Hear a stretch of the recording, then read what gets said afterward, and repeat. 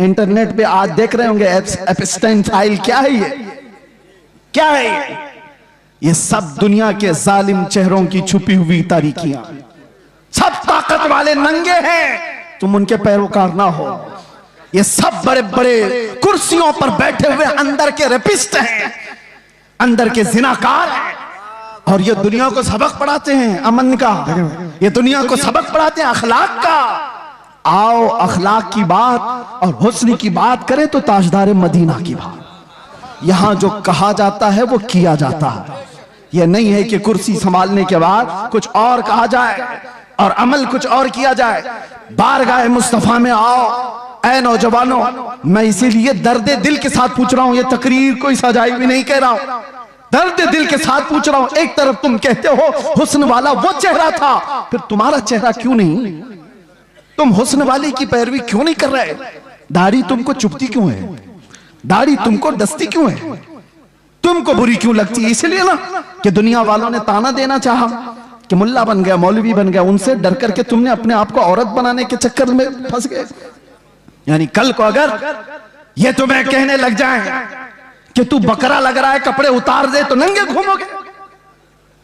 दुनिया जो कहेगी उस पर अगर अमल करते चले जाओ तो एक दिन ये नंगा बना कर रखेगी, कुत्ता बना कर रखेगी।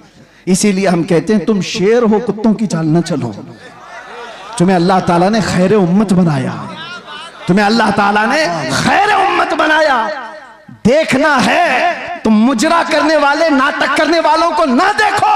हमारे नौजवान का कोई आइडियल हो सकता है तो खालिद बिन वलीद है, हमारे नौजवानों का आइडियल हो सकता है तो सलाहुद्दीन अय्यूबी। आप उनको देखो, अरे जीने में मजा कुछ और आ जाए, जीने में मजा कुछ और आ जाए।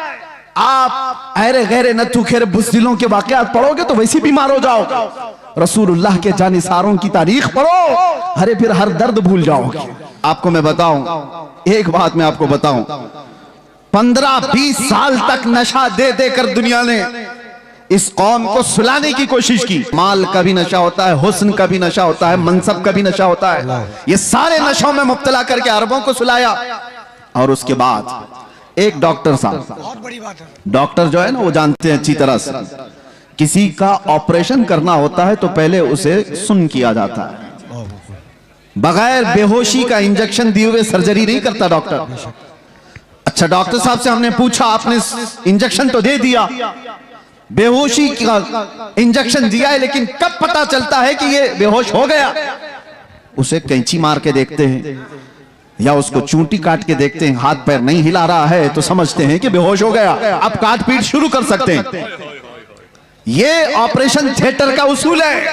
इंजेक्शन मारो, फिर थोड़ी देर छोड़ दो और उसको हिला झुला करके देखो कि हरकत कर रहा है कि नहीं कर रहा है, और अगर हरकत कर रहा है तो अभी काट पीट नहीं चालू होगी, ऑपरेशन नहीं किया जाएगा।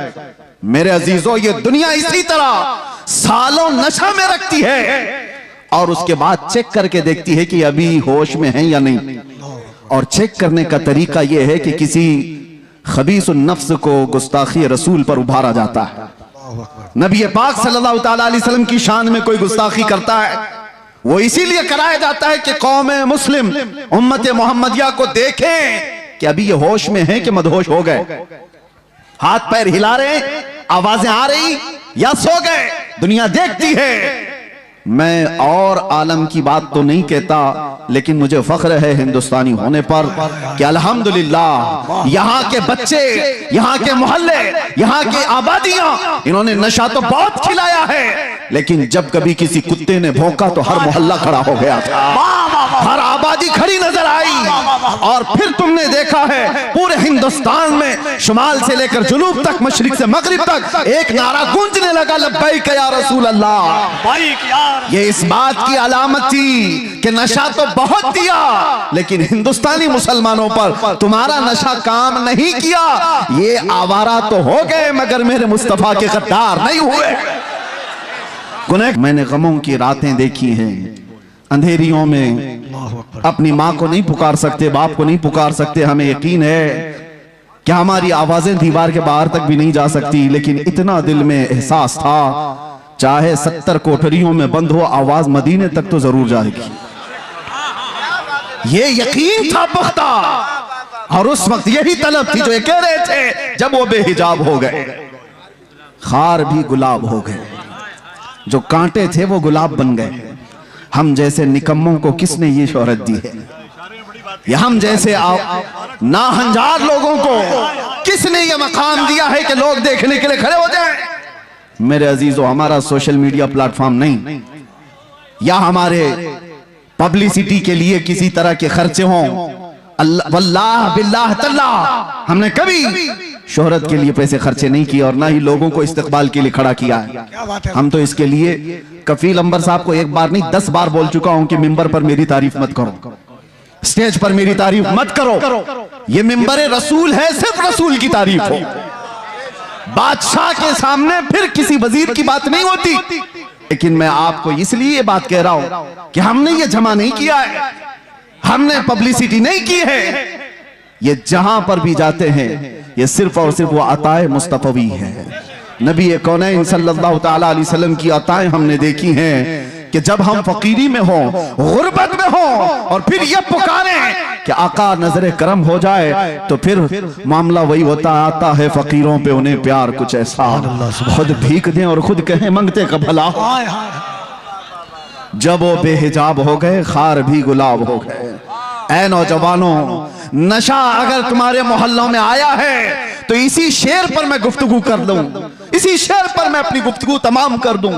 अगर तुमने चरस, गांजा, अफयून, कोकेन को करीब से देखा हो या आवारा लोगों ने तुम तक ये माल पहुंचाया हो, तो ये वो धतूरा है जिसको इस्तेमाल करने के बाद इंसान अपनी माँ और बेटी और बीवी में फर्क नहीं महसूस कर पाता। वो अपनी बेटी और बीवी में फर्क नहीं कर पाता।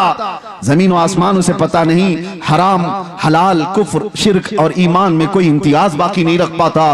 उस धतूरे नशे में क्यों पड़ते हो? नशा करना ही है तो इश्क़ मोहम्मदी का नशा है। आओ एक तड़प आज यहां से ले चलो, एक तलब लेकर के जाओ।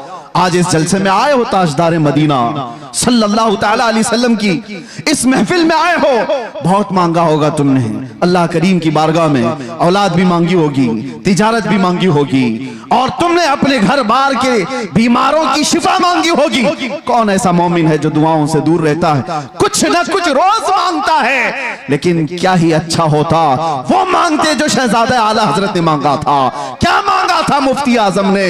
यूं मांगा था, कुछ ऐसा कर दे मेरे किरदिगार आंखों में, हमेशा नक्श रहे रूए यार आंखों में। उन्हें न देखा तो किस काम की है ये आंखें कि देखने की है सारी बहार आंखों में।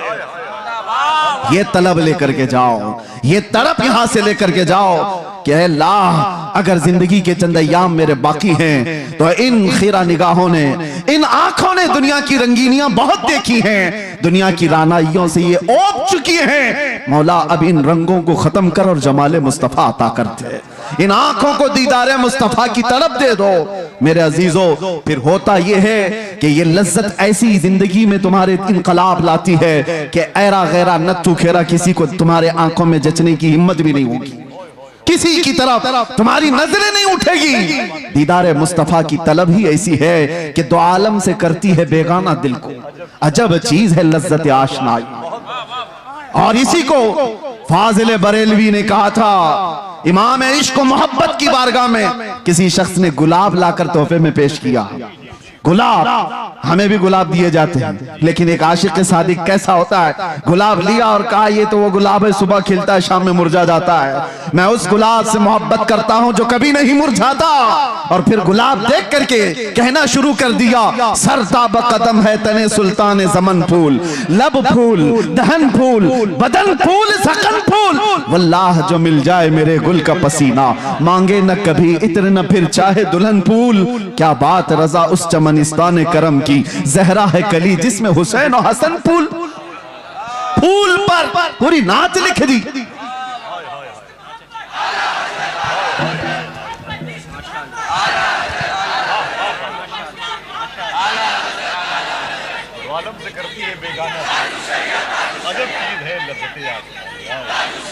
तवज्जो, आज हमारी बेचैनियों का इलाज क्या है?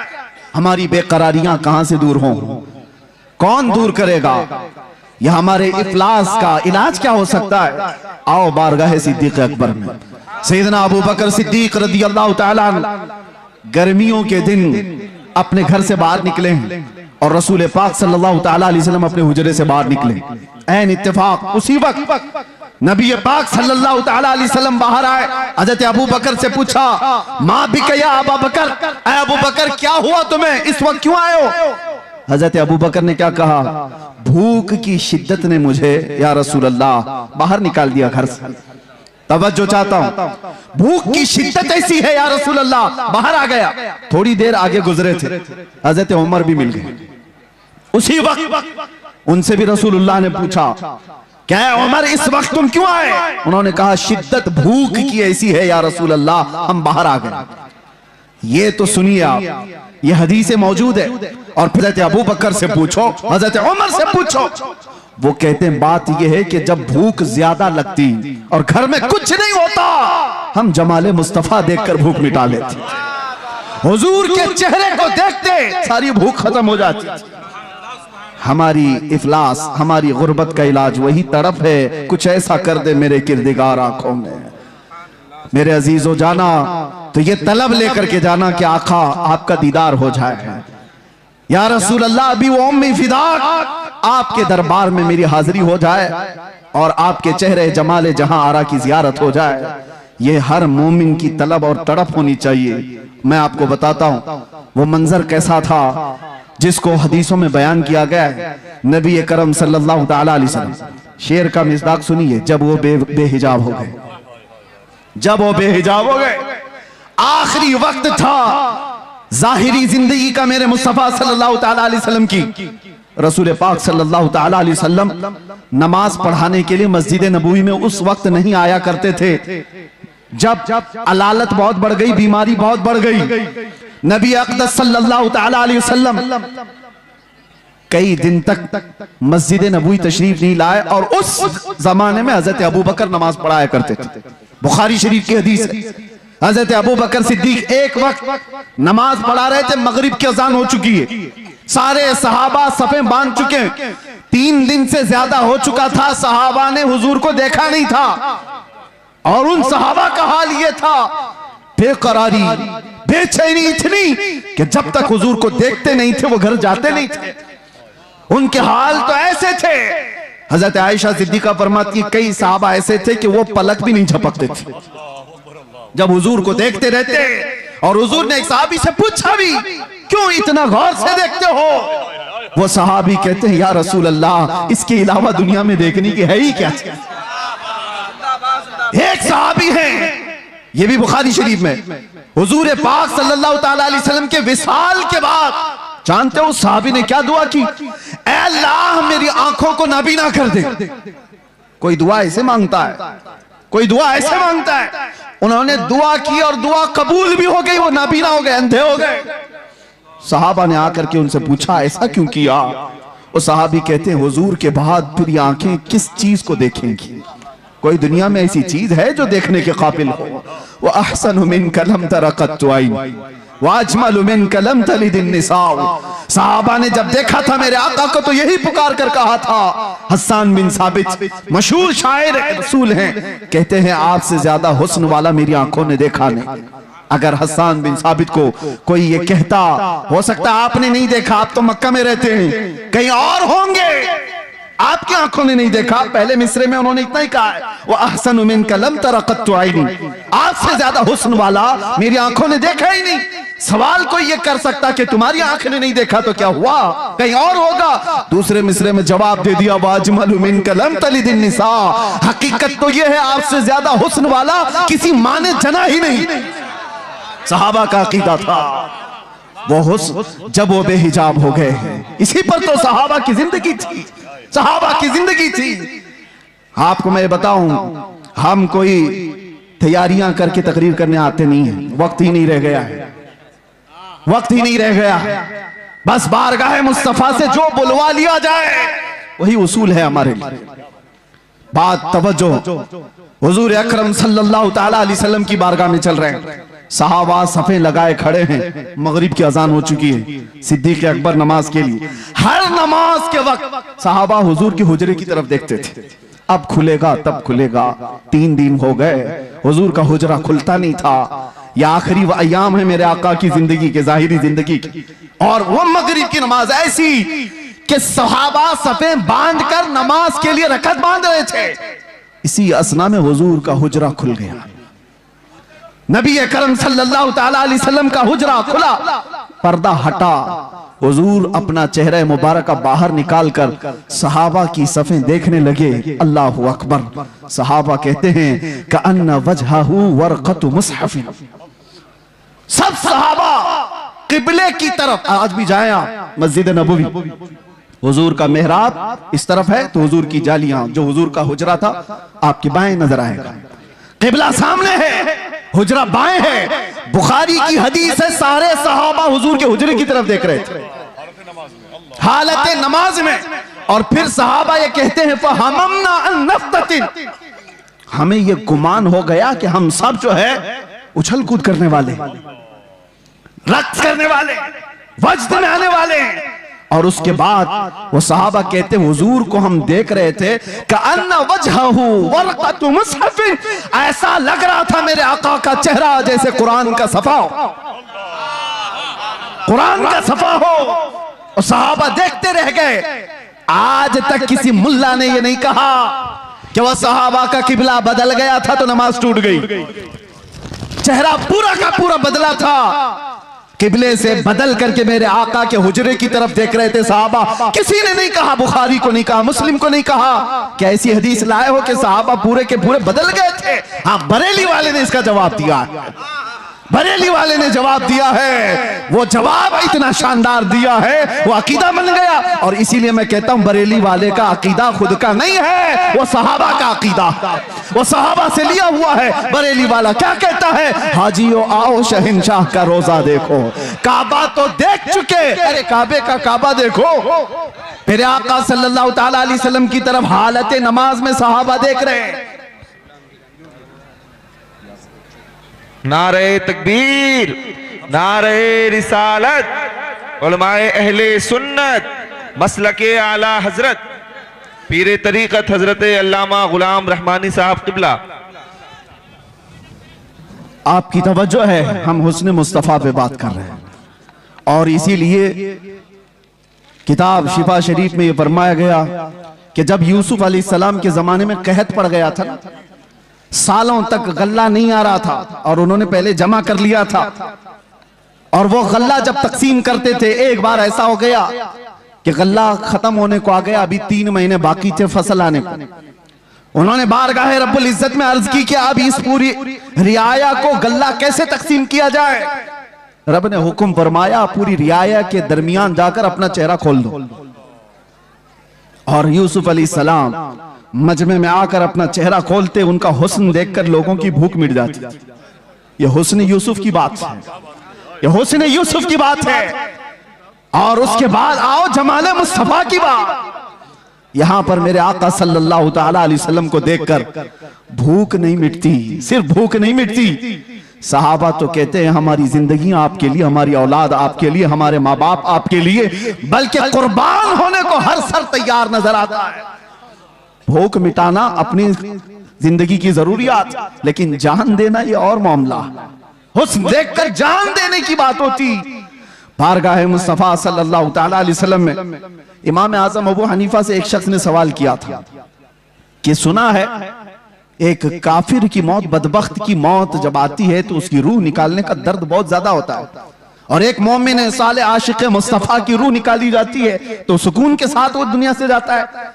क्या इसका इसकी कोई असल है आपके पास? इमाम आजम ने कहा कि जाओ सूरह यूसुफ पढ़ो, समझ में आ जाएगा। वो सूरह यूसुफ पूरा पढ़ के आया, उसमें मौत का कहीं जिक्र ही नहीं। वो आया और कहने लगा ये इसमें तो कहीं ऐसा है नहीं कि बदबख्त की रूह अलग निकाली जाएगी और मोमिन सालेह की रूह अलग निकाली जाएगी। कहा फिर पढ़ कर क्या? फिर पढ़ कर क्या आया? कहीं जिक्र नहीं है। आपने पूछा फिर पढ़ा क्या? उसने कहा यूसुफ और जुलेखा का वाकया पढ़ा। पूरा यूसुफ और जुलेखा का वाकया पढ़ा। कहा क्या वाकया पढ़ा? कहा यूसुफ अलैहिस्सलाम बड़े हसीन थे और जुलेखा उन पर फिदा हो गई थी। औरतें जब ताना देने लगी शहर की, जुलेखा ने एक दावत की और उसमें औरतों को बुलाया और सबके हाथों में एक तेज चाकू दिया और लीमू दिया और फिर यूसुफ को बुलाया और सब औरतों से कहा लीमू काट दो। औरतों के हाथों से लीमू गिर गया, 4 उंगलियां कट गई। ये वाकया कुरान में है। फलम्मा समिअत बिमक्रिहिन्ना अरसलत इलैहिन्ना वअअतदत लहुन्ना मुत्तकअन वआतत कुल्ल वाहिदतिन मिनहुन्ना सिक्कीना वक़ालत इखरुज अलैहिन्ना फलम्मा रअयनहु अकबरनहु वक़त्तअना अयदियहुन्ना वक़ुलना हाशा लिल्लाहि मा हादा बशरा वक़ुलना हाशा लिल्लाह। ये औरतों का वाकया कुरान में मौजूद है, सुना है आपने? यूसुफ और जुलेखा का वाकया। इमाम आज़म ने कहा अच्छा ये तो पढ़ लिया तुमने। और औरत ऐसी जात है, काटना तो दूर की बात, अगर उसको चूंटी भी लग जाए तो वो उछल कूद करती है। अरे वो कॉकरोच से डरने वाली, वो छिपकली से भागने वाली, आधा हाथ काट ले, ऐसा कैसे हो सकता है? औरत आधा हाथ काट ले, ये होगा नहीं। तो उसने कहा बात दरअसल ये है, वो काटी नहीं है, कट गई है। काट तो नहीं सकती, कट गई। कैसे कटी? कहा हुस्न यूसुफ में ऐसी मशगूल थी कि कट गई, पता नहीं चला। इमाम आजम ने कहा बस यही बताना चाहता हूं, यूसुफ का हुस्न देख करके औरतों की उंगलियां कट जाए पता नहीं चलता। तुमने सवाल किया आशिक मुस्तफा की रूह निकलने में दर्द नहीं होता? बात यही है, रूह निकलने का वक्त होता है तो रूह निकालने वाला फरिश्ता बाद में आता है, ताजदारे मदीना पहले आते हैं। उसके सिराने मेरे आका तशरीफ लाते हैं। इधर वो मुस्तफा के जमाल को देख रहा है, उधर मलकुल मौत रूह निकाल रहा है। अरे वहां हुस्न यूसुफ पे कटने वाली उंगलियों का दर्द नहीं था, यहां हुस्न मुस्तफा पे निकलने वाली रूह का कोई दर्द नहीं होता। जब वो बेहिजाब हो गए, बस जिंदगी में एक बार हो जाए, जिंदगी में एक बार हो जाए। इसी को आला हजरत ने कहा था। इन्होंने जो शेर का थोड़ा सा टुकड़ा कहा है, आला हजरत ने भी यही तमन्ना किया है, उठा दो पर्दा दिखा दो चेहरा कि नूर बारी हिजाब में है, जमाना तारीक हो रहा है कि महर कब से नकाब में। ये आला हजरत के शेर की तर्जुमानी है, उठा दो पर्दा दिखा दो चेहरा कि नूर बारी हिजाब में है और जमाना तारीक हो रहा है कि महर कब से नकाब में है। अजीजा निगराम वक़ार, हमारी भी ये तमन्ना हो बारगाह मुस्तफा में। मैं तो ये पढ़ता ही हूं रोजा कि मेरे आका आओ कि मुद्दत हुई है, तेरी राह में आँखियां बिछाते बिछाते, तेरी यादों में तेरी हसरतों में बड़े दिन हो गए घर सजाते सजाते। सुना है आप हर आशिक के घर तशरीफ लाते हैं, मेरे घर में भी हो जाए चरागा। ये तमन्ना लेकर के जाओ। वो सहाबा की जिंदगियां में थोड़ी सी मिसाल में बता दूं, वो देखते तो क्या देखते थे, उनकी तलब क्या थी। एक दिन रसूलुल्लाह सल्लल्लाहु अलैहि वसल्लम ने मस्जिद में खड़े होकर के कहा, तुम्हारी दुनिया में से अगर कोई चीजें मुझे पसंद है तो तीन है। हुब्बिबा इलैया मिन दुनियाकुम सलासा, तुम्हारी दुनिया में से मेरे पास 3 चीजें पसंद हैं। पूछा क्या है वो 3 चीजें? मेरे आका सल्लल्लाहु अलैहि वसल्लम फरमाते हैं, जुइलत कुर्रतु ऐनी फिस सलाह, नमाज में मेरी आंखों की ठंडक है। अन्निसाउ वत्तीब, औरतें और खुशबू मुझे पसंद है। हुजूर अकरम सल्लल्लाहु तआला अलैहि वसल्लम ने दुनिया की चीजों में ये 3 बयान फरमाई। अबू बकर सिद्दीक वहां खड़े थे, उनसे पूछा गया इस दुनिया में तुम्हें भी कोई चीज पसंद है? उन्होंने कहा 3 चीजें पसंद है। तवज्जो, 3 चीजें। अबू बकर सिद्दीक कहते हैं, पहली चीज अन्नज़रु इला वजहि रसूलिल्लाह, पहली चीज रसूलुल्लाह के चेहरे को देखना। और फिर पूछा दूसरा क्या है? व इन्फाक़ु माली अला रसूलिल्लाह, दूसरी चीज मुझे पसंद है तो मेरा माल सिर्फ हुजूर के लिए खर्चा हो, सिर्फ हुजूर के लिए खर्चा हो। पूछा गया तीसरी क्या पसंद है? वो अन यकूना इब्नती तहत रसूलिल्लाह, मुझे तीसरी चीज पसंद है कि मेरी बेटी हुजूर की ज़ौजियत में रहे। कुल मिला करके उनका असासा हुजूर की जात है। इसको इकबाल कहता है, बमुस्तफा बरसा खैश के दी हम उस गरबऊ न रसीदी तमाम बुल हबीब, अपने आप को नबी के कदमों तक पहुंचा दे, यही दीन है। अगर वहां तक नहीं पहुंचा तो जिंदगी अबू लहब की तरह है। ये सिद्दीक अकबर की जात ने बताया। उनसे पूछा गया दुनिया में 3 चीजें क्या पसंद है? वो कह तो सकते मेरा बेटा मुझे बड़ा पसंद है, और कोई चीज दुनियावी एतबार से घुड़सवारी पसंद है, तैराकी पसंद है, तीरंदाजी पसंद है? अरे तीन ही चीजें पसंद है और तीनों का मतमह नजर हुजूर की जात। कहते हैं पहली चीज रसूलुल्लाह के चेहरे को देखना, दूसरी चीज मेरा माल पूरा का पूरा हुजूर के लिए खर्चा हो, तीसरी चीज मेरी बेटी रसूलुल्लाह के निकाह में। जिंदगी का कुल असासा हुजूर की जात है। और इसको इकबाल की जुबान में सुनो तो कहता है आबरूए मां जना में मुस्तफा, हम सब की इज्जत और आबरू हुजूर के नाम से है। अगर वो नाम सलामत ना रहा तो फिर हमारी जिंदगियां सलामत नहीं है। अजीजा ने गिरामी वक़ार, तलब ऐसी लेकर के जाओ कि जिंदगी के चंद अय्याम जो बाकी हैं, हमारी आंखों में जब तक नूर बाकी है, मौला करीम इन बेनूर आंखों को, ये जो आज मुरझाई हुई हैं, दुनिया की रंगीनियां और रानाइयां देख करके थक चुकी हैं, कोई रात ऐसी आ जाए कि मेरे आका करम करते हैं, जब वो बेहिजाब हो गए, खार भी गुलाब हो गए, वो जिंदगी आएगी कि देखना कांटे होंगे तो गुलाब बन जाओगे, घर महकने लग जाएगा। और उसके लिए कुछ कोशिशें हैं। क्या कोशिशें? तवज्जो। बहुत वजीफे करने वाला हुजूर के दीदार करता है, ऐसा है कहीं लिखा हुआ? बहुत ज्यादा नारे लगाने वाला हुजूर की दीदार कर लेता है, ऐसा है कहीं पर? ऐसा नहीं है। बहुत नमाजें पढ़ने वाला, बहुत रोजे रखने वाला, बहुत ज़कात देने वाला, हज करने वाला, यह ऐसा कहीं सिस्टम नहीं है। हुजूर को देखने के लिए कोई ऐसा मेयार नहीं बताया गया। मेयार तो सिर्फ ये है, आता है फकीरों पे उन्हें प्यार कुछ ऐसा, वो जिसको चाहे नवाजें। एक नुक्ता बुजुर्गों ने फरमाया, जब किसी का दिल टूट जाता है तो मेरे आका तशरीफ लाते हैं। जब कोई गमों से दो चार हो जाता है, परेशान हो जाता है, मेरे आका आ जाते हैं। एक अबू हफ्स समरकंदी की बात मैं कहता हूं, दिल थाम करके सुनो। मक्का मुकर्रमा में एक शख्स का इंतकाल हुआ और उसका अकलौता बेटा था। बाप का इंतकाल हुआ, बेटा मौजूद है। हैरत की बात यह है कि जिस बाप का इंतकाल हुआ है, मरने के फौरन बाद उसका चेहरा गधे की शक्ल का था, जानवर की शक्ल का दिख रहा था। तो उसने जल्दी से चादर ढांक दी, चादर ढांक दी और छुपा दिया। घर वालों से भी कहा किसी को बोलो मत। किसी के बाप की शक्ल बिगड़ गई हो मौत के बाद तो कैसे दिखाए लोगों को? दरवाजे बंद कर दिया, रोने लगा। बाद में चल करके उसने ये सोचा कि घर के अंदर ही गड़ा खोद करके बाप को दफन कर दूं। क्या कर सकता हूं? लोगों को कैसे बुलाऊं? जनाजा उठाने के लिए लोग आएंगे, चेहरा देख कर क्या करेंगे? दरवाजे के किवाड़ सब बंद थे, रोता गमगीन बैठा था। अचानक उसके एक दरवाजे से एक बुजुर्ग तशरीफ लाए, चेहरे पर चादर, और आते ही मैयत के पास गए, उसका चेहरा हटाया, उसके चेहरे से चादर हटाई, हाथ रखा, फिर चादर उड़ा दी और इस नौजवान के पास आकर पूछने लगे, वो बुजुर्ग किस लिए रो रहा है, क्यों परेशान? वो खड़ा हुआ और कहा, आप कैसे आ गए मेरे घर में? मैंने सारे दरवाजे बंद किए थे और अगर आप आ ही गए हैं, देख ही लिए हैं, तो पूछ क्या रहे हो?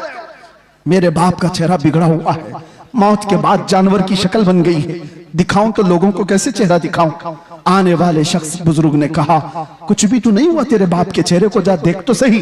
वो गया, जा करके देखता है, अपने बाप के चेहरे से चादर हटाया तो चांद की तरह चमक रहा था, हुस्न जमाल के साथ चमक रहा था। उसने खुशी के मारे झूमते हुए उस बुजुर्ग के पीछे लपक गया जो दरवाजे तक पहुंच चुके थे, दामन पकड़ लिया और कहा, आने वाले मोहसिन बता तो सही, तो अल्लाह का फरिश्ता है, मक्का का रहने वाला कौन है? ये हुजूर के इंतकाल के 400 साल बाद की बात कर रहा हूं, 400 साल बाद की बात कर रहा हूं। आने वाले शख्स ने पलट करके कहा, अना मुहम्मदुर रसूलुल्लाह, मैं मोहम्मद अल्लाह का रसूल हूं। हाथ पैर कांपने लग गए। कहा, आका आप कैसे मेरे घर? हुजूर फरमाने लगे, बात दर हकीकत यह है कि तेरा बाप कुछ ऐसे गुनाह में मुब्तला हो गया था जो अल्लाह के गजब को उठा दिया। अल्लाह का गजब जोश में, और रब तबारक व तआला का गजब इस पर हुआ, इसका चेहरा बदल दिया गया। लेकिन एक बात है, तेरे बाप का ऐब मैं तुझे नहीं बताऊंगा, वो कौन सा गुनाह करता था? हुजूर से उसने पूछा बेटे ने। हुजूर फरमाते हैं, बाप के ऐब हम बेटों को नहीं बताते। हाय या दुनिया एक का ऐब पकड़ ले तो पूरे मोहल्ले में चर्चा कर। मेरे आका की जात है, बेटे से कहते बाप का ऐब मालूम है मुझे, लेकिन हम तुझे नहीं बताएंगे। लेकिन मैं क्यों आया ये बताता हूं, मैं क्यों आया ये तो बताता हूं।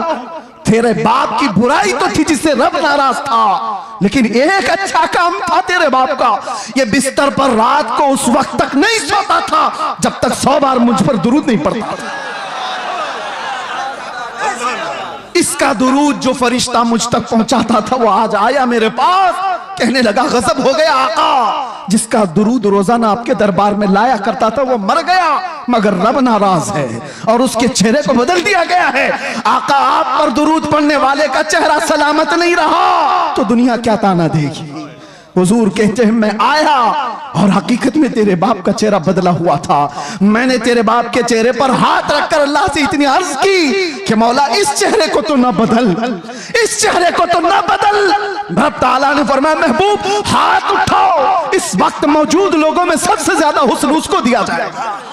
हाथ जो लगा जब वो बेहिजाब हो गए, खार भी गुलाब हो गए, जब वो बेहिजाब हो गए, इसी को कहते हैं, इसी को कहते हैं जब वो बेहिजाब हो गए खार भी गुलाब हो गए। जिनके चेहरे बदल गए थे, जिनके चेहरे बदल गए थे मरने के बाद, मुस्तफा क्या आ गए वो हुस्न वाले हो गए। इसीलिए मेरे अजीजों मैं अक्सर एक बात कहता हूं, छोड़ो अहरे गैरे नत्थु खेरे की बातें हैं, इसको उसको देखने की तड़प में क्यों रहते हो।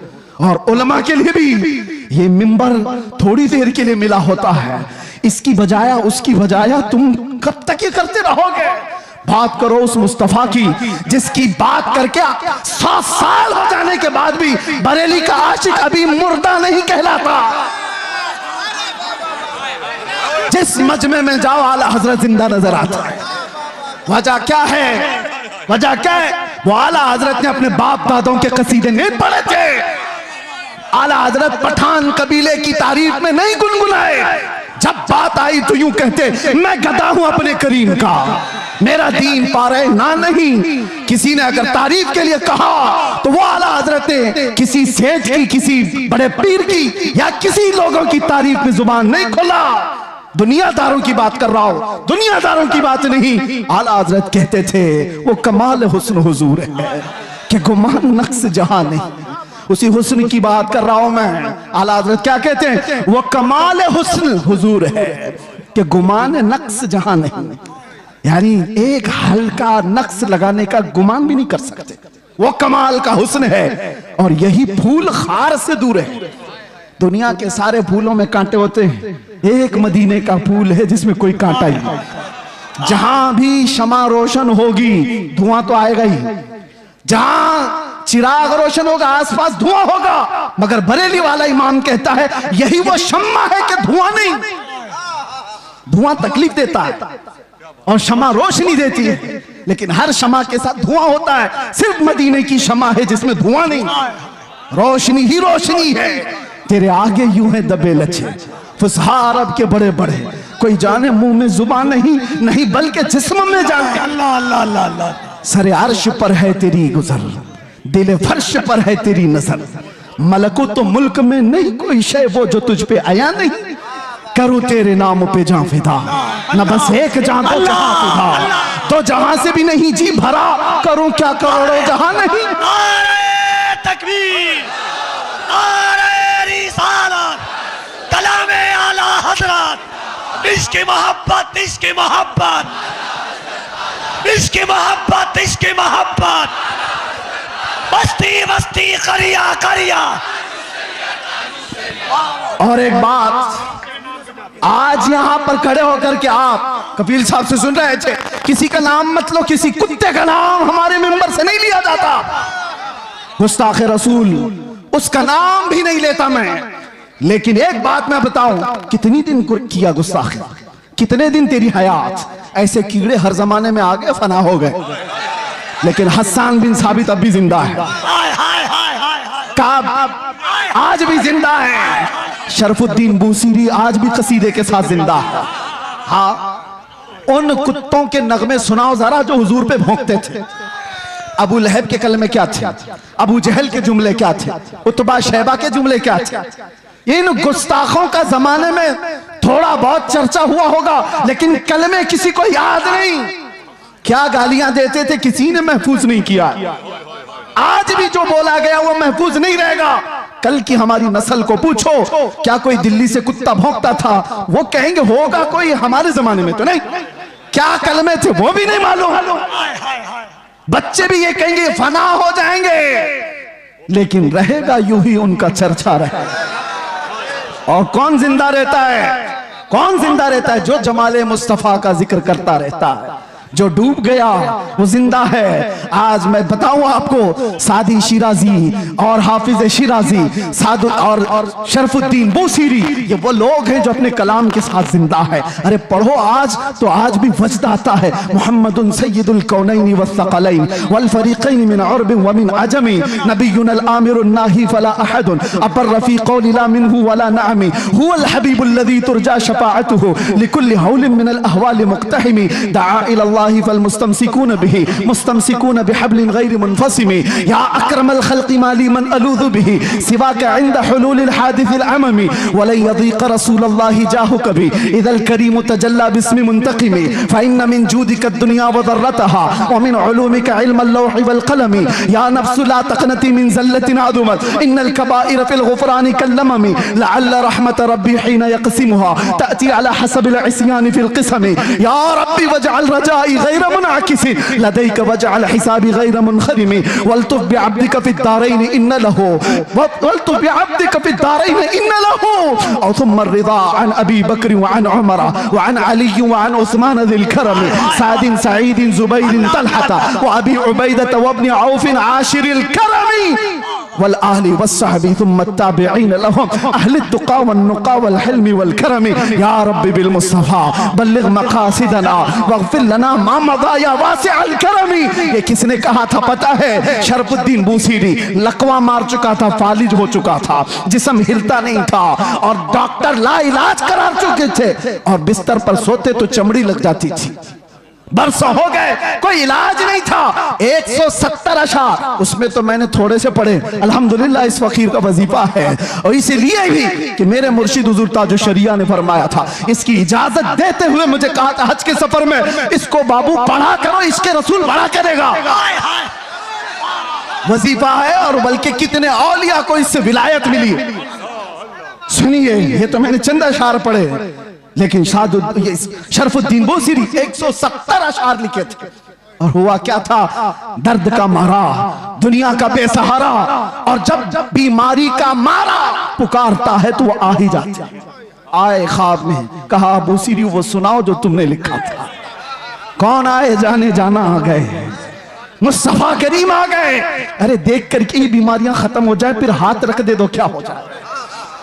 देख करके ही बीमारियां खत्म हो जाएं, हाथ रख दे तो फिर क्या हो जाए? शरफुद्दीन बूसीरी ने कहा, आका सारे तबीबों ने ला इलाज कह दिया, क्या करूं? हुजूर ने हाथ फेरा और कहा कुछ नहीं हुआ। आता है फकीरों पे उन्हें प्यार कुछ। चादर भी दे दी। बुर्दा इसीलिए कहा जाता है उसको, अरबी में बुर्दा चादर को कहते। अरे ख्वाब की बात ख्वाब की होती है, लेकिन मेरे मुस्तफा जब ख्वाब में आते हैं ना, तो वो ख्वाब नहीं हकीकत होती है। उठे तो घर महक रहा था खुशबुओं से, और गोद में वो चादर भी पड़ी हुई थी जो ख्वाब में मेरे आका ने दी थी। खड़े होने की कोशिश किए तो हाथ भी सलामत, पैर भी सलामत, ना लकवा ना फालिज, कुछ नहीं। एक रात मेरे आका आ गए, बिस्तर पर पड़ा हुआ बरसों का मरीज उठ गया। इसी को कहा जब वो बेहिजाब हो गए, खार भी गुलाब हो गए। जब वो बेहिजाब हो, जब वो बेहिजाब हुए, जब और जिसके पास वो बेहिजाब हुए, अबू बकर को सिद्दीक बनाया है, उमर को फारूक बनाया है। जब वो बेहिजाब हुए तो उस्मान को ज़ुन्नूरैन बनाया, और जब वो बेहिजाब हुए तो अली को शेर खुदा बनाया। जब वो बेहिजाब हुए, गिरतों को उठाया है। एक अरब ने आदमी का बोलबाला कर दिया, खाक के जर्रों को हमदोशे सुरैया कर दिया। खुद न थे जो राह पर औरों के हादी बन गए, क्या नजर थी जिसने मुर्दों को मसीहा कर दिया। अल्लाह अल्लाह अल्लाह। और फिर गुस्ताखों की जिंदगियां लंबी नहीं होती, गुस्ताखों की जिंदगियां लंबी नहीं होती। और जो हुजूर की शान में भौंकता है ना, एक लिख के बात रख लो, जिंदगी भर वो छुप छुप के घूमता है। यहीं पे नहीं, पहले से रिकॉर्ड यही है, पहले से रिकॉर्ड यही है। वजह यह है कि भौंकने वाले कुत्ते को यह पता होता है बाहर शेर टहल रहा, भौंक तो लिया अंदर बैठकर। मैं अपने बारे में नहीं कह रहा हूं, 8 साल का हमारा बच्चा भी शेर होता है। इसीलिए आपको पता है उस पाखंडी के यहाँ 8 साल का बच्चा अंदर गया था तो पेपर में आ गया, मुसलमान बच्चा, अरे वो पानी लेने के लिए गया था, पानी लेने के लिए गया था, पेपर में आ गया, सबको बुला लिया कि ये मुसलमान बच्चा अंदर कैसे आ गया। मैं ताज्जुब में था, 8 साल का बच्चा आया तो क्या हुआ, पानी लेने गया, लेकिन बाद में पता चला ये 8 साल का तो है लेकिन नाम मेरे मुस्तफा से जुड़ा है। हाय हाय हाय हाय। इसीलिए तो आला हजरत कहते थे ना, शेर को भी खतरे में लाता नहीं कुत्ता थे। उस दरबार से वाबस्तगी तुम्हारी भी है मेरे अजीजों। आप क्या समझते हो हम टूटे बिखरे हुए? आप क्या समझते हो मीडिया भौंक भौंक करके तुम्हें बताता है ये बिल्कुल बिछड़ी हुई कौम है, रिपोर्टें बताती हैं आवारा कौम, देखने में भी यही लगता है, देखने में भी यही लगता है टूटी बिखरी हुई कौम है। अरे इतनी टूटी बिखरी हुई होती तो तुम्हारी नजरों में 24 घंटे क्यों चल रही होती? सारे मुद्दे हम पर क्यों? अरे तुम इलेक्शन जीतते हो हमारे नाम पे। आज भी मैं आपको बताता हूं, जितने पॉलिटिशियन या कोई भी ढका छुपा होगा कोई जानता नहीं, और विलन बनना चाहता है तो हमारा नाम लेकर गालियां देता मशहूर होता है। तुम्हें फेम के लिए भी हम चाहिए, मीडिया वाले तुम्हारी दुकान के लिए भी हम चाहिए। वाह वाह वाह, क्या कहने, वाह। कि तुम बिखरे हुए हो कौन कहता है? बात यह है कि तुम्हें नर्वस बना दिया गया, तुम्हें नाउम्मीद कर दिया गया। दुनिया को पता है ये सोए हैं, निकल करके सहरा से जिसने उलट दिया था तख्ते रोमा को। सुना है कुदसियों से मैंने कि वो शेर फिर होशियार होगा। इसलिए दुनिया ये जानती है कि ये बेदार हो गए तो मसला है। मैं आपसे कहता हूं टूटे बिखरे जिस तरह की भी रिपोर्टें तुम्हारे पास दी जाएं, मायूस ना हो। अल्लाह ने तुम्हारे पास आज भी इश्क रसूल की दौलत दे रखी है। ये दौलत वो है जो कायनात की सबसे बड़ी दौलत है। और इसीलिए मैं कहता हूं आ जाओ सारी जगहों से समेट करके। आज इंटरनेट तुम्हारी आंखों को खरीदना चाहता है, तुम्हारे अखलाक का कत्ल करना चाहता है, और यहाँ लड़कियां तुम्हारे सामने नंगी नचा करके तुम्हारे ईमान का सौदा कराना चाहता है। अजीज हो, इन चीजों के लिए तुम्हारी आंखें नहीं है, इन चीजों के लिए तुम्हारी आंखें नहीं। खालिद बिन वलीद एक लश्कर लेकर के एक किले के फतह करने के लिए गए थे और ईसाई मुकाबला करने को तैयार नहीं थे। मुहासरा कई दिन तक चला। बाद में ईसाई पादरी ने चाल क्या चली थी, आकर के खालिद बिन वलीद से कहा हम लड़ेंगे नहीं, आप अपनी फौज को लेकर 3 दिन के बाद बाजार से गुजरते हुए हमारे किले तक आ जाइए, सही सलामत आ गए तो चाबियां आपके हवाले।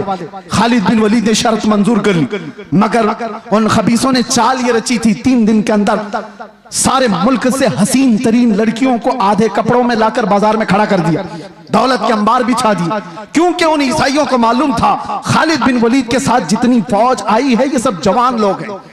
भड़कता हुआ नफ्स नौजवानों के साथ होता है और नौजवान जल्दी बिकता है तो औरत पर या दौलत पर, और ईसाइयों ने यह रच दिया था। 3 दिन के बाद खालिद बिन वलीद जैसी बाजार में कदम रखे, शर्त के मुताबिक नजर पड़ी और यहाँ लड़कियों पर खड़े हो गए और पलट करके गुलामान मुस्तफा को जो उन्होंने तकरीर की थी, अल्लाह अल्लाह, ये कहा था ऐ गुलामान मोहम्मद आज तुम्हारे इम्तिहान का दिन है, अगर कदम डगमगाए तो कयामत तक फटकार बरसेगी और सलामत रहे तो अल्लाह के यहां महबूब कहलाए जाओगे। उन्होंने पूछा हमें करना क्या है? कहा वही करो जो मेरे मुस्तफा करते थे।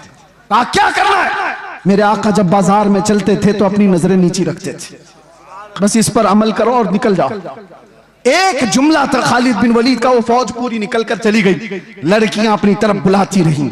मैं वो सोच करके हैरत ज़दा हूं, इश्के मोहम्मदी में डूबा हुआ नौजवान किसी आवारा हसीना के पीछे कैसे जा सकता है? औरतें उनको फरिफ्ता करने लगी, उभारने लगी, लेकिन तारीख में लिखा है वो नौजवान उस बाजार से ऐसे गुजर रहे थे कि अगर उनके सरों पर अंडा भी रख दिया जाए तो ना गिरता। इस तरह से गुजरते गए फौज की हरकतों के साथ। ईसाई तो वहां खुशियां मना रहे थे, सब इसमें लहू और लाइब में मसरूफ हो चुके होंगे, औरतों में दौलत में मसरूफ हो चुके होंगे, लेकिन सही सलामत खालिद बिन वलीद जब किले के पास आ गए तो हैरत में थे। चाबियां दी और ईसाई पादरी ने पूछा खालिद बिन वलीद से कि बताओ खालिद ये कौन सी फौज जमा की है? ये हमने हर तरह का हुस्न लाकर रख दिया था, तुम्हारा कोई नौजवान देखने को तैयार नहीं। खालिद बिन वलीद ने तारीखी जुमला कहा था, वही है जो हमारा मौजूए सुखन है। कहा था, ऐ नादानो, तुम उन आंखों को खरीदने की कोशिश करते हो जिन आंखों में पहले से जमाले मुस्तफा बसा है। जो हुस्ने मुस्तफा को देखी हुई आंखें हैं, वो दुनिया को क्या नजर से देखेंगी जब वो बेहिजाब हो गए, खार भी गुलाब हो गए।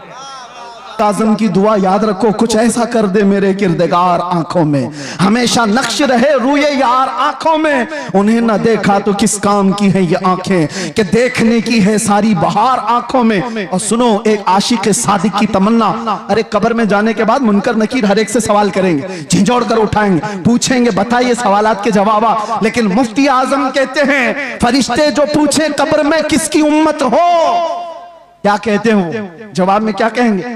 फरिश्ते जो पूछे कब्र में किसकी उम्मत हो, वो कहते हैं लो देख लो कि है तस्वीर यार आंखों में, लो देख लो कि है तस्वीर यार आंखों में। मेरे अजीजों, आंखों में बसा हो तो सिर्फ जमाले मुस्तफा, इसके अलावा कोई और चीज नहीं। आओ अब मैं जुमले खत्म करते हुए उन उश्शाकान मुस्तफा की बारगाह में हाजिरी देते हैं जो हुजूर के दरबार में दस्तक दे करके भी बुलंदी को पहुंच गए थे। पहुंचे नहीं सहाबा, जो सहाबा जिंदगियां दिए हैं लेकिन बाद में आने वाले सिर्फ दस्तक दिए हैं और फिर भी बुलंदी को पहुंचे। सादी शिराजी ने कहा था, बलगल उला बि कमालिही कशफत दुजा बि जमालिही हसनत जमीउ खिसालिही सल्लु अलैहि व आलिही। ये एक शेर इतना मकबूल हुआ था कि सादी शिराजी ने कहा था, बलगल उला बि कमालिही, आका अपने कमाल से सबसे बुलंदियों पर पहुंचे। एक दूसरे फारसी शायर हैं, वो कहते हैं, सादी ने कहा था रसूलुल्लाह बुलंदी पर पहुंचे, और मेरे आका ने सादी को फारसी में इतना बुलंद किया कि कोई उसके कदम तक भी नहीं पहुंचता। जो उनकी तारीफ किया इतना बुलंद हो गया, जो तारीफ किया वो बुलंदी पर पहुंचा।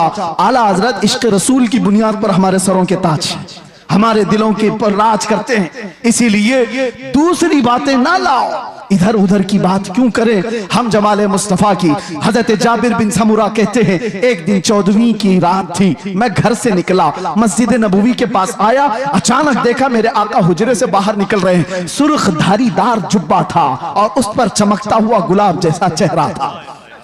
फिर क्या, जाबिर बिन समुरा कहते हैं, एक बार मैं हुजूर के चेहरे को देखता था, फिर चांद को देखता था, फिर हुजूर को देखता था, फिर चांद को देखता था, और यह सोचता था कि चांद ज्यादा हुस्न वाला है या हुजूर का चेहरा ज्यादा हुस्न वाला है। ये बरेलवियों की बात नहीं कह रहा हूं, सहाबी रसूल की बात कर रहा हूं।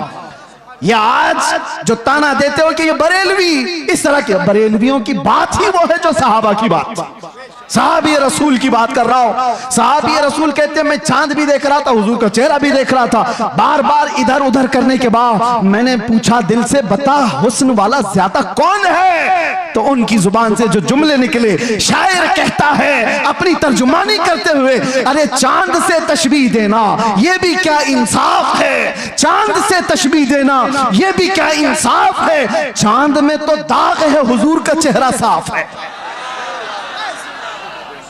चांद में तो दाग है, हुजूर का चेहरा साफ है। ये सहाबा का अकीदा था, ये सहाबा का मामूल था। वो हुस्न वाला अगर किसी को मानते तो मेरे आका को। अब आखिरी आज से दिल पर हाथ रख करके बताओ, तुम्हारा ये ईमान है, तुम्हारा ये यकीन है, तुम्हारा ये मानना है कि इस कायनात में सबसे ज्यादा हुस्न वाला चेहरा मेरे आका का था? सब मानते हो? ईमान है सबका, यकीन है सबका, हुजूर का चेहरा सबसे हसीन था। तो फिर अपने चेहरे पर भी हाथ रख करके देखो, उस हुस्न वाले की पैरवी क्यों नहीं किया?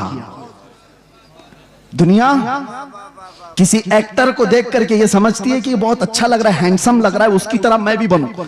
और जबकि तुम कह रहे हो मदीने वाले से ज्यादा हसीन कोई था ही नहीं।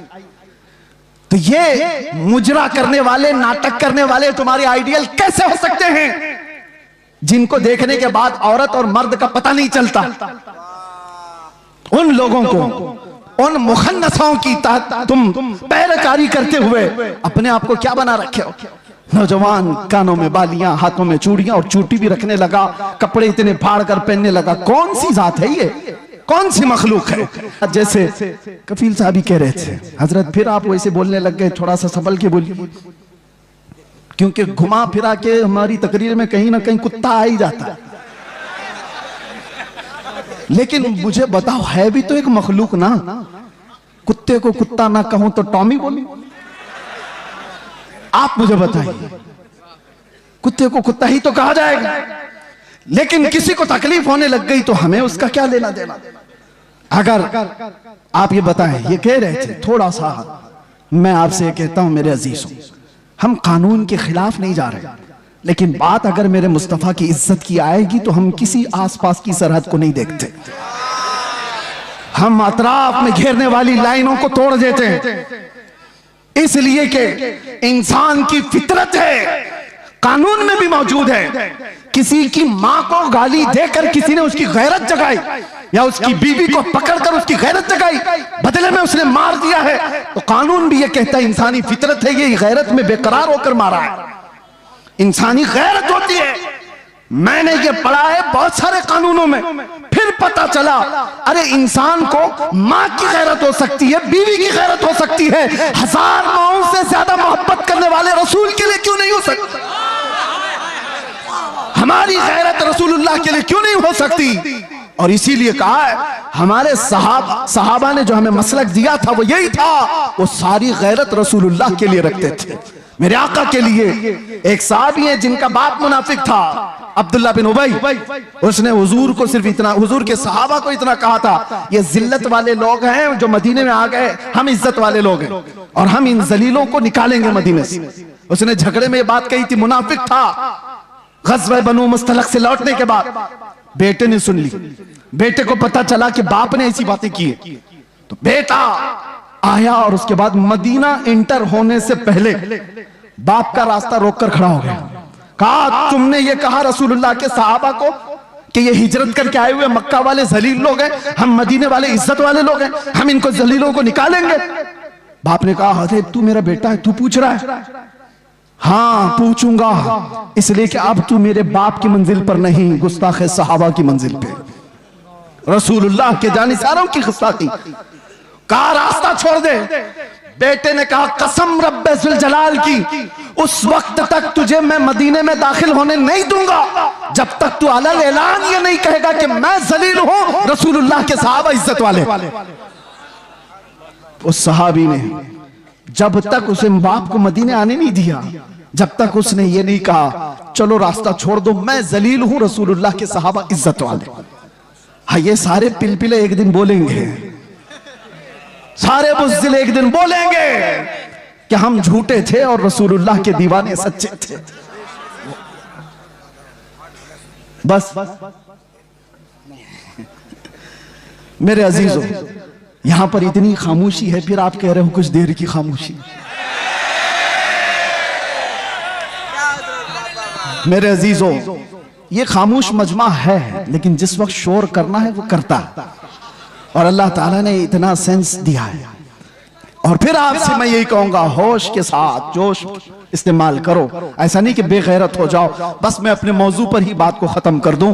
आओ हम इधर उधर की ना देखते हुए आज से रातों को ये तड़प लेकर के सोएं कि आंखें बंद हों कि जब रसूल पाक सल्लल्लाहु ताला अलैहि वसल्लम का दीदार हो जाए, और यूं अर्ज करो या रसूल अल्लाह मैं सो जाऊं या मुस्तफ़ा कहते कहते, खुले आंख सल्ले अला कहते कहते जिंदगी इस तरह से गुजरती जाए तो फिर देखना मेरे अजीजों, जिस गली से गुजरो तुम्हारा नाम पूछने की किसी को जरूरत नहीं होगी कि तू मुसलमान है कि क्या है। तुम्हें आजमाने के लिए लोग तुम्हारा नाम, तुम्हारे बाप का नाम, तुम्हारे दादा का नाम नहीं पूछेंगे, वो चलता हुआ दूर से देखकर कहेंगे खुशबू बताती है मदीने वाले का, इसकी चाल चलन बताती है मदीने वाले का है, इसका उठना बैठना बताता है मदीने वाले का है। लेकिन लाओ तो सही अपनी जिंदगी में रोजाना मेरे आका का कसरत से जिक्र करो, सुबह उठो शाम में उठो, कसरत से मेरे आका पर दुरूद पढ़ते जाओ, इसलिए कि जो जिसका जितना जिक्र करता है वो उसका फिदाई बनता चला जाता है, जिसका नाम ज्यादा लेता है उससे वो करीब होता ही चला जाता है। इसीलिए मेरे आका ने फरमाया क़यामत के दिन सबसे ज्यादा मुझसे करीब वो होगा जो सबसे ज्यादा दुरूद पढ़ता था।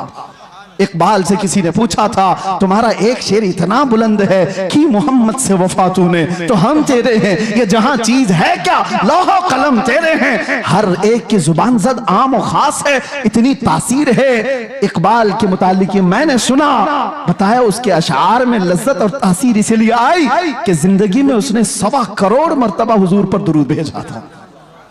बात मेरे मुस्तफा की आए तो नौजवानों को इतनी बात याद रखनी चाहिए, हम सबसे ज्यादा माँ बाप भाई बहन रिश्तेदार सारी दुनिया से ज्यादा हुजूर से जब तक मोहब्बत ना करे ईमान कामिल नहीं।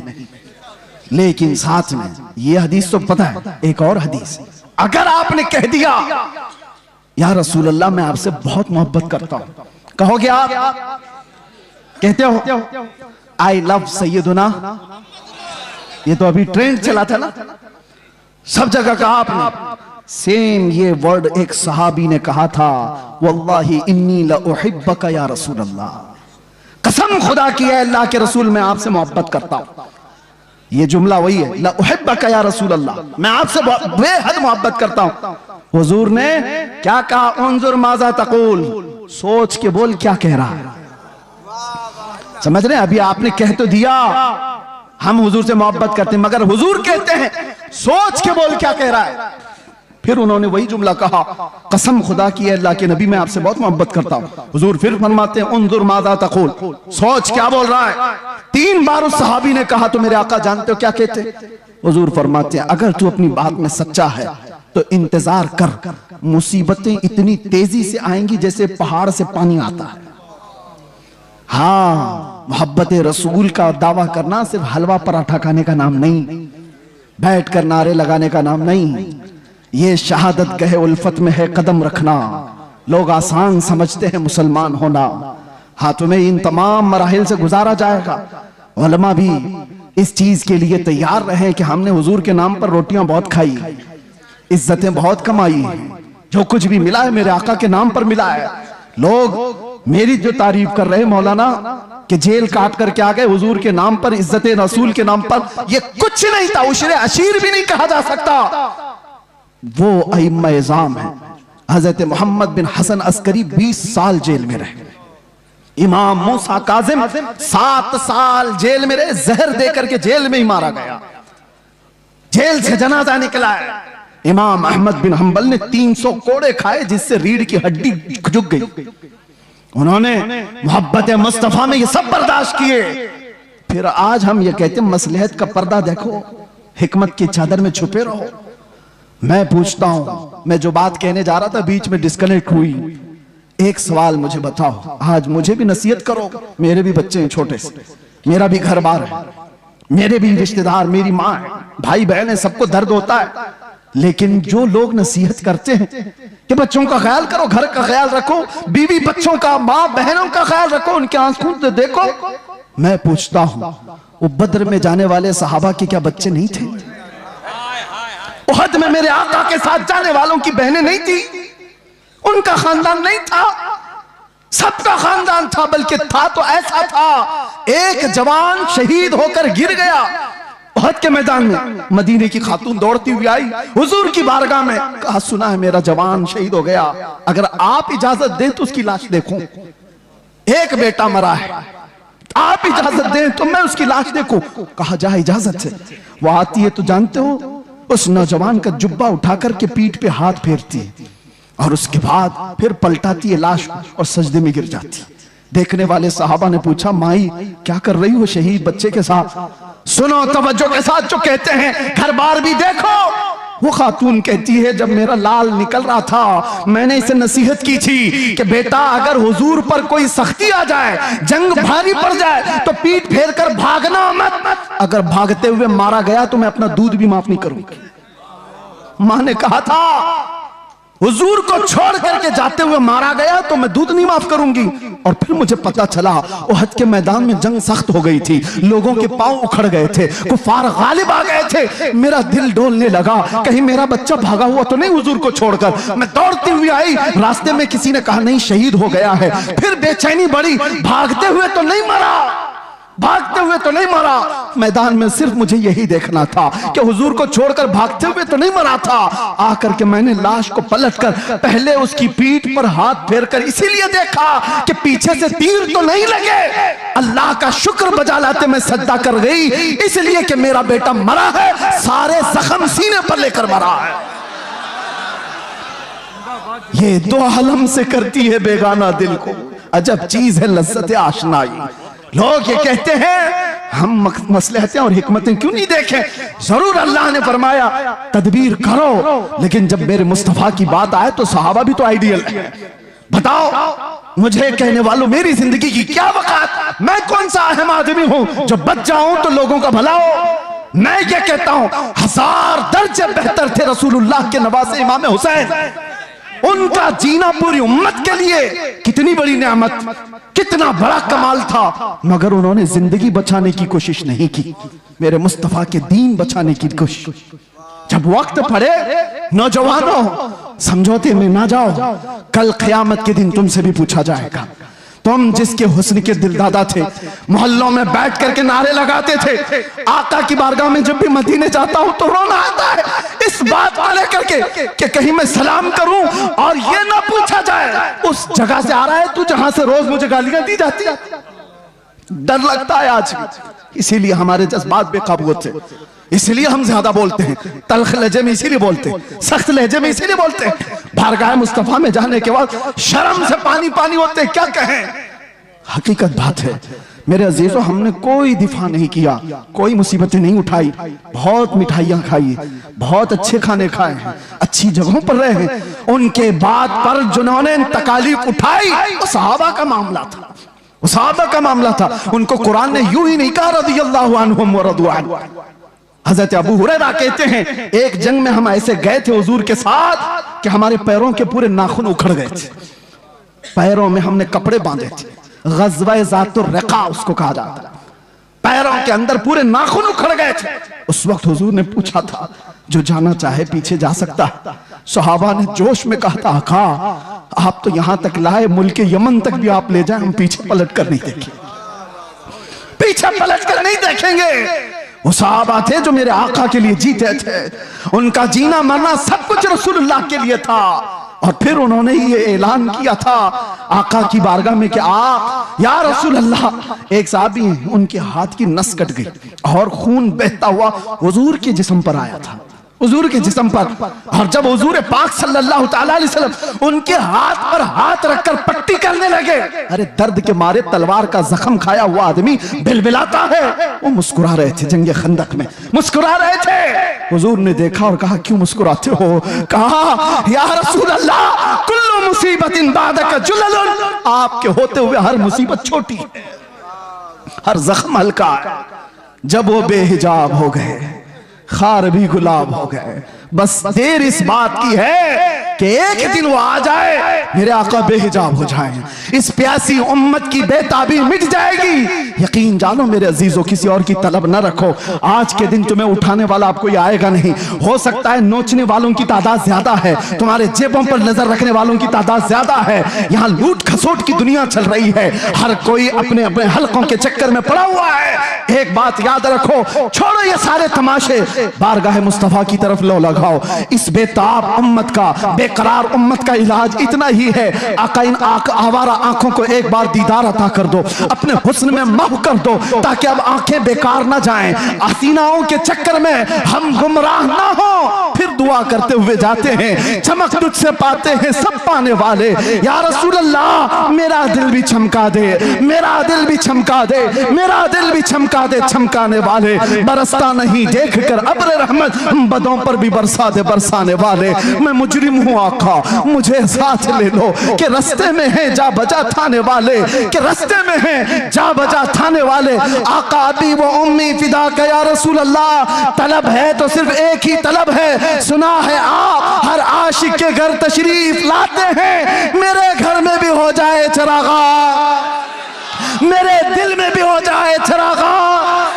लब्बैक या रसूल अल्लाह, लब्बैक या रसूल अल्लाह, लब्बैक या रसूल अल्लाह।